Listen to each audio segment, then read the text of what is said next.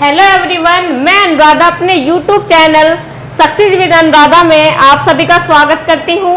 जैसे कि आपको पता है, इससे पहले मेरे जितने भी लेक्चर हो चुके हैं वो मैंने बहुत अच्छे से एक्सप्लेन किए हैं। मेरा आज का टॉपिक है व्यक्तित्व को प्रभावित करने वाले कारक, यानी कि किन किन कारणों से हमारी पर्सनैलिटी पर इफेक्ट पड़ता है, किन किन कारणों से हमारी पर्सनैलिटी अच्छी होती है, बेकार होती है ना। तो वे कौन कौन से कारक हैं जिससे हमारी पर्सनैलिटी पर इफेक्ट पड़ता है, कौन कौन से जैव क्रिया कारक। जैव क्रिया कारक क्या होते हैं? जैविक कारक, यानी कि वे समस्त कारक जिनकी वजह से हमारे क्रियाओं पर सीधा प्रभाव पड़ता है ना। जैसे जीव जंतु, पेड़ पौधे या मनुष्य अपने कार्य से क्या करते हैं? वातावरण को प्रभावित करते हैं, है ना। जैसे हम ऐसे कारक, जैविक कारक ऐसे कारक हैं जिनके द्वारा जिनके प्रभाव से मनुष्य की क्रियाओं पर सीधा फर्क पड़ता है ना।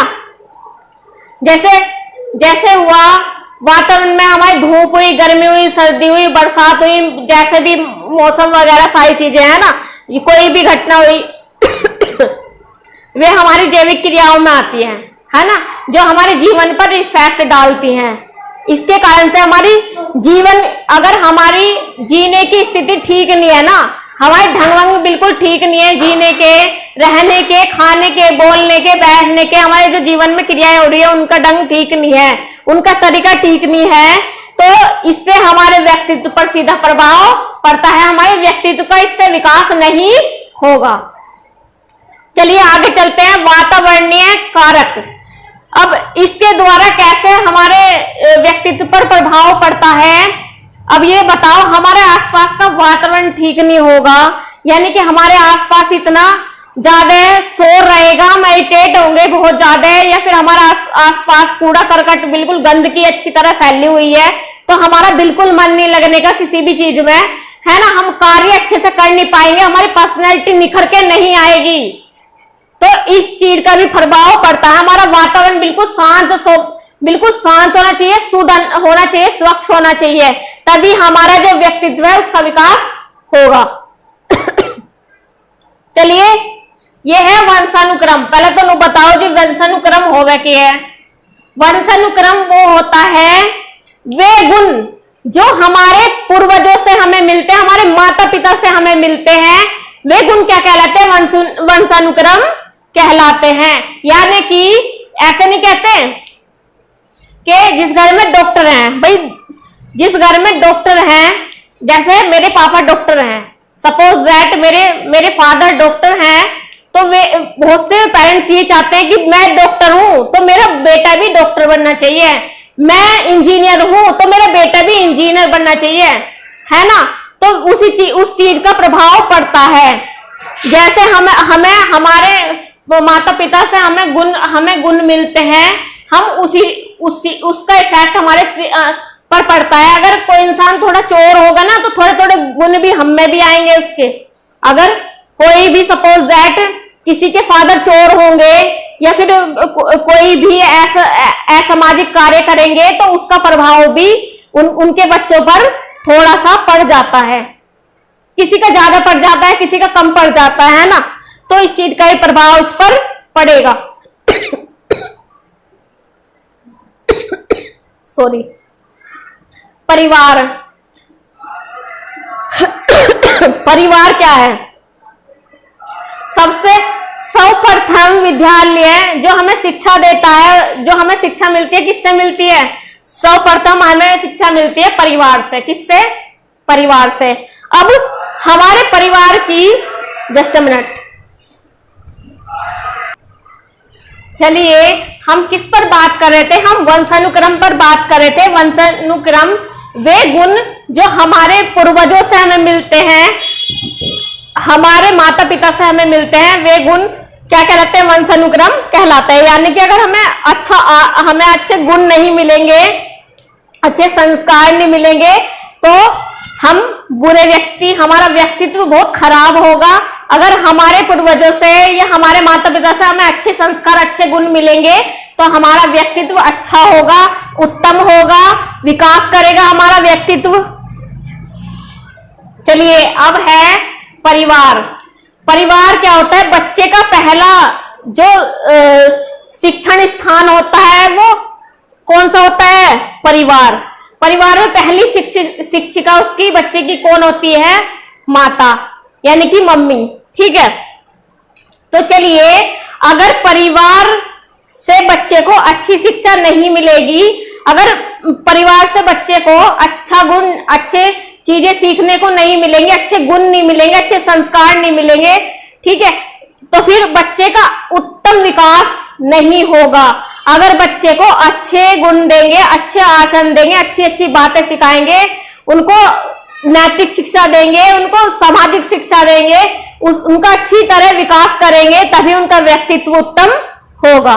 परिवार की स्थिति भी बहुत अच्छी होनी चाहिए, यानी कि परिवार में अगर अच्छे लोग हैं, अच्छी अच्छी शिक्षा दे रहे हैं, तो बच्चे का भी व्यक्तित्व बहुत उत्तम बनेगा, नहीं तो नहीं बनेगा।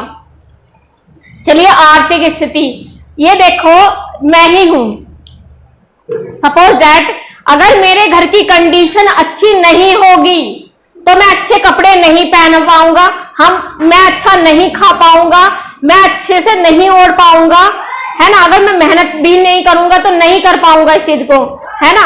आजकल तो बहुत डेवलप है, आजकल तो हर एक व्यक्ति किसी ना किसी काम में लगा हुआ है, अपनी पर्सनैलिटी को डेवलप करने में लगा हुआ है, ठीक है।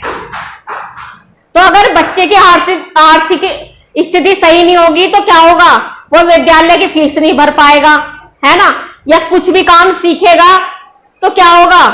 वो अच्छे से पढ़ नहीं पाएगा, कुछ काम सीखेगा तब भी उसे पैसे नहीं मिल पाएंगे सीखने के लिए, ठीक है। तो उसके व्यक्तित्व में अच्छे से विकास नहीं होगा। अगर बच्चे की परिवार की आर्थिक स्थिति अच्छी है तो उसका जो व्यक्तित्व है वो अच्छा होगा, अन्यथा नहीं होगा। ये भी नहीं कह सकते नहीं होगा, पर कम होगा, पर ज्यादा विकास नहीं हो पाएगा। चलिए विद्यालय सबसे पहला दूसरा उत्तम स्थान है जहां हमारी पर्सनैलिटी को डेवलप करने का एक प्लेटफॉर्म है ना। हम अपनी पर्सनैलिटी को विद्यालय में अच्छे से डेवलप कर सकते हैं। क्या? शिक्षा के द्वारा। सबसे पहले यह है कि हम अच्छी शिक्षा ग्रहण करेंगे, है ना। हमें जो टीचर्स हैं अच्छे से गाइडेंस करेंगे, हमें उठना, बोलना और समुदाय, यानी कि समुदाय में बैठकर चीजों को डिस्ट्रीब्यूट करके खाना, साथ में रहना, सामाजिक अच्छे से सामाजिकता, समाज में भाग लेना, अच्छे से विद्यालय में मिलजुल कर रहना सिखाते हैं। यही हमारी पर्सनैलिटी को डेवलप करता है। अनुशासन सिखाते हैं, अच्छा आचरण सिखाते हैं, कैसे बोलने का तरीका सिखाते हैं, सब कुछ सिखाते हैं, है ना। अच्छा बुरा सब बताते हैं। वही किस चीज में आता है? विद्यालय में। किस में आता है? विद्यालय में। अब ये है जनसंचार माध्यम। अब ये है कि भाई जनसंचार यानी कि रेडियो तो नहीं चलती अब क्या है? टीवी, मोबाइल फोन में नेट के द्वारा हम चीजें सीख सकते हैं, कंप्यूटर द्वारा चीजें सीख सकते हैं। अगर इन सब चीजों का अच्छे व्यक्तित्व का अच्छे से प्रचार किया जाए तो ये भी व्यक्तित्व को क्या करते हैं? व्यक्तित्व को, पर्सनैलिटी को डेवलप करते हैं। कैसे? अभी हमारे बड़े बड़े हीरो हैं, ठीक है, समझ रहे हो। अब हीरो हैं भाई, पहले से ही उतारा कि किसी ने हेयर स्टाइल कर लिया, अच्छे से हेयर स्टाइल, किसी हीरो ने हेयर स्टाइल बना रखा है तो बच्चे भी इस चीज की कॉपी कर रहे हैं, है ना। जो उनके फैंस हैं वे भी इसी तरीके से अपने बाल की सेटिंग इस तरह से कराते हैं, भाई पूछो मत, है ना। या फिर कैसे? या फिर कोई बहुत अच्छा डांसर है, उसको प्रभावित होकर हम क्या करते हैं? उसकी तरह बनने की कोशिश करते हैं कि भाई हमें तो इस तरह से ये बनना है, अच्छे से डांस करना है, मुझे भी जाना है टीवी में, मुझे भी टीवी पर आना है, मुझे भी फिल्म इंडस्ट्री में जाना है, ठीक है। ये क्या है? ये है इसी तरीके से हम टीवी वगैरह में देख के, कंप्यूटर में नेट द्वारा सब कुछ देख के, तब हम उन लोगों से इंस्पायर होते हैं, तब चीजें सीखते हैं, तब हम उस तरह से किरदार निभाते हैं, है ना। तो वही क्या होता है, वही हमारी पर्सनैलिटी में डेवलप करते हैं, उस चीज से हमारी पर्सनैलिटी डेवलप करती है। अगर हम बेकार व्यक्तित्व की थोड़ी नकल करेंगे कि हमें ऐसा बनना है, तो हम हमारी पर्सनैलिटी में डेवलप नहीं होता। तो चलिए, तो संचार के माध्यम से अगर हम इस चीज के लिए लोगों को जागरूक करेंगे अच्छे से, तो अच्छे से देखेंगे, जागरूक करेंगे, इसी के माध्यम से पर्सनैलिटी को के लिए जागरूक करेंगे, तो हमारी पर्सनैलिटी में व्यक्तित्व, हमारा जो पर्सनैलिटी है वो अच्छी हो जाएगी, उत्तम हो जाएगी। धर्म व संस्कृति धर्म व संस्कृति के माध्यम से भी हमारा व्यक्तित्व अच्छा हो जाता है। कैसे, कुछ लोगों का तो आस्था में इतना विश्वास है कि वो उसी पथ पर जाकर इतना ज्ञान प्राप्त कर लेते हैं, इतना ज्ञान प्राप्त कर लेते हैं, इतना लोकप्रिय चेहरा बन जाते हैं कि उसकी पर्सनैलिटी इतनी डेवलप होती है कि घर घर में उन लोगों की चर्चा होती है, उनसे इंस्पायर होकर लोग उन्हीं की तरह किरदार निभाते हैं, उन्हीं के जैसा बनने की कोशिश करते हैं। तो यही धर्म व संस्कृति को ये दो, धर्म व संस्कृति भी व्यक्तित्व को प्रभावित करती है। समाज, आपको तो पता है, जैसा देश वैसा भेष, यानी कि जैसे देश में रहेंगे हम उसी तरह बन जाते हैं, है ना। अब हमें देख लो, हमारा किरदार हर जगह अलग है। हम कॉलेज जाएंगे, वहां किरदार अलग है, वहां एक स्टूडेंट का रोल निभाएंगे, है ना, स्टूडेंट की तरह वहां पर अनुशासन में रहेंगे, स्टूडेंट की तरह सारा व्यवहार करेंगे, ठीक है। अब हम क्या करेंगे, घर पे रहेंगे तो एक बेटी का, एक माता का, एक बुआ का, एक मौसी का, एक बहन का, एक हर तरह का किरदार निभाएंगे, है ना। तो यही क्या कहलाता है, पर्सनैलिटी, ठीक है। कि परिस्थिति के अनुसार अपने आप को ढाल लेना। हम घर पे हैं तो हम अपना एक बेटी का, एक माँ का, एक बहन का, एक मौसी का, एक बुआ का, हर तरह का किरदार निभाएंगे। विद्यालय जाएंगे तो विद्यालय में अलग किरदार निभाएंगे, और किसी मंच पे जाएंगे जो हमें रोल मिलेगा वो रोल प्ले करेंगे, है ना। तो यही क्या कहलाती है, पर्सनैलिटी कहलाती है।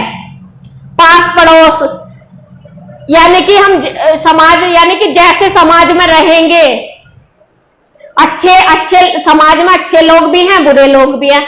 अगर हम अच्छे समाज में बैठेंगे, अच्छे समाज के लोगों के साथ बैठेंगे, तो हमारी पर्सनैलिटी अच्छी बनेगी, है ना, डेवलप होगा हमारी पर्सनैलिटी में। अगर हम किसी बुरी व्यक्तित्व के लोगों में बैठेंगे तो हमारी पर्सनैलिटी बुरी बनेगी, उत्तम नहीं होगी, विकास नहीं होने का, है ना। तो ऐसा है, जैसे दोस्त है, अच्छे दोस्तों में बैठेंगे तो अच्छी संगति मिलेगी, बुरे लोगों में बैठे हुए तो भैया बुरी संगति मिलेगी, है ना। तो इसलिए सबसे बेटर क्या है, अच्छी संगति वाले दोस्त ढूंढें जो बेहतर आपको मोटिवेट कर सके, अच्छे से आपको हर चीज में आपकी हेल्प कर सके, है ना, आपको अच्छी एडवाइस दे सके, ऐसे दोस्त बनाने चाहिए। यह है पास पड़ोस वही हमारे आसपास का आवरण, हमारे आसपास के लोग। अच्छे लोगों में बैठोगे अच्छी शिक्षा मिलेगी, बुरे लोगों में बैठोगे बुरी शिक्षा मिलेगी, ठीक है। तो इस चीज से भी व्यक्तित्व पर प्रभाव पड़ता है। शारीरिक व मानसिक दोष, कुछ लोग थोड़े एबनॉर्मल होते हैं, तो क्या लोग उनकी हंसी मजाक उड़ाना शुरू कर देते हैं, बल्कि ऐसा बिल्कुल भी नहीं करना चाहिए, गलत बात होती है। ये घटना कल को आपके साथ भी हो सकती है, इसलिए कभी किसी का मजाक नहीं उड़ाना चाहिए, ठीक है। उसे मोटिव करना चाहिए हर तरीके से। जहां भी आपको ऐसा व्यक्ति मिले जो शारीरिक व मानसिक दोष से ग्रस्त है, उनकी हेल्प करनी चाहिए, उनको बुरा भला नहीं कहना चाहिए, उन्हें हमेशा प्रेरित करना चाहिए, मोटिवेशन करना चाहिए उन लोगों का, है ना। तो शारीरिक व मानसिक दोष, यानी कि जो लोग शारीरिक दोष, यानी कि जिनका हाथ टूटा हुआ है, आंखों से अंधे हैं, पैर से पंगे हैं हर तरीके से, तो वे लोग बहुत नॉर्मल लोगों में बैठकर असहज महसूस करते हैं, उन्हें बहुत अलग फील होता है। तो उनको बिल्कुल विश्वास दिलाएं, उनको मोटिव करें अच्छे से कि वे कर सकते हैं, है ना, कि आप किसी से कम नहीं हो, आप हर कार्य कर सकते हो, है ना। तो ये है कि ये चीज भी किसको, पर्सनैलिटी को प्रभावित करती है। अगर कोई व्यक्ति शारीरिक दोष से ग्रस्त है, मानसिक दोष से ग्रस्त है, तो वो व्यक्ति, उस व्यक्ति के अंदर बहुत ज्यादा निराशा आ जाती है, वो बहुत असहज महसूस करता है नॉर्मल लोगों में बैठ के, ठीक है। तो उसका व्यक्तित्व वो क्या सोचता है, कुछ लोग उन्हें डिमोटिव करते हैं, यानी कि उन्हें एकदम से क्या कहते हैं, तुमसे नहीं होगा, तुम नहीं कर पाओगे। टीचर भी बहुत से कह देते हैं कि देखिए यो है करने के लिए, इससे होगा ये काम, तो ऐसे नहीं करना चाहिए, उनको मोटिव करना चाहिए। वे लोग कर सकते हैं अच्छे से, वे पढ़ सकते हैं, वे जिंदगी में आगे बढ़ सकते हैं। मैं नहीं मानती कि आजकल कोई भी कार्य करना कठिन है, ठीक है। हर काम इंसान का मेहनत मांगता है बहुत ज्यादा। जितना आप अपने उस लक्ष्य को, अपने गोल को टाइम दोगे, उसके लिए कठिन परिश्रम करोगे, तो मैं नहीं मानती कि वो गोल आपको नहीं मिल सकता। 100% आपको मिलेगा, ठीक है। आपको एक हिम्मत रखनी चाहिए, अच्छे से उस काम को लगातार करते रहना चाहिए। तो इस चीज से भी व्यक्तित्व पर प्रभाव पड़ता है, तो नोट कर लीजिए आप।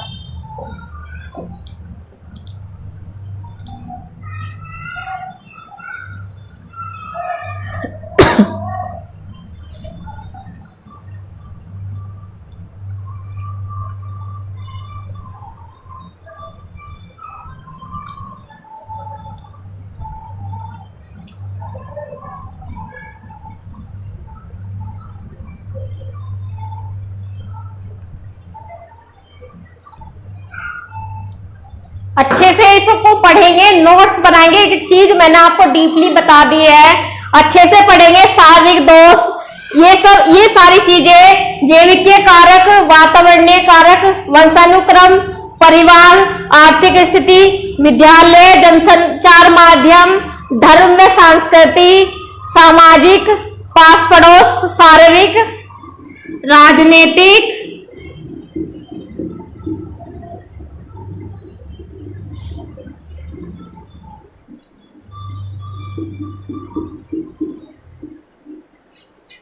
राजनीति का किस तरह से प्रभाव पड़ता है।